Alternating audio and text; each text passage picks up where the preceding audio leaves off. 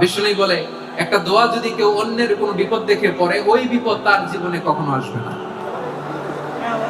অনেক সময় হয় যে আমরা মহাসড়ক দিয়ে যখন চড়ি, দুর্ঘটনায়, আইরে আল্লাহ, দুর্ঘটনায় মানুষের মাথা একদিকে, দেহ আরেকদিকে, ব্লিডিং, এরকম হয় না? আল্লাহ তুমি হেফাজত করো। বিশ্বনবী বলেন এই দুর্ঘটনা দেখে কেউ যদি এই দোয়াটা পড়ে, তার জীবনে সে কোনোদিন এরকম অ্যাক্সিডেন্টের সম্মুখীন হবে না। বিশ্বনবী বলেন অন্যের বিপদ দেখে কেউ যদি পড়ে, আলহামদুলিল্লাহিল্লাযী আফানি মিম্মা বাতালাকা বিহি ওয়া ফাদ্দালানি আলা কাসীরিন মিম্মান খালাকা তাফদীলা, মানে প্রশংসা সে আল্লাহ, যে আল্লাহ তাআলা তোমাকে যেই জিনিস দিয়ে পরীক্ষা করেছে, আমাকে ওইটা থেকে বাঁচিয়ে দিয়েছে।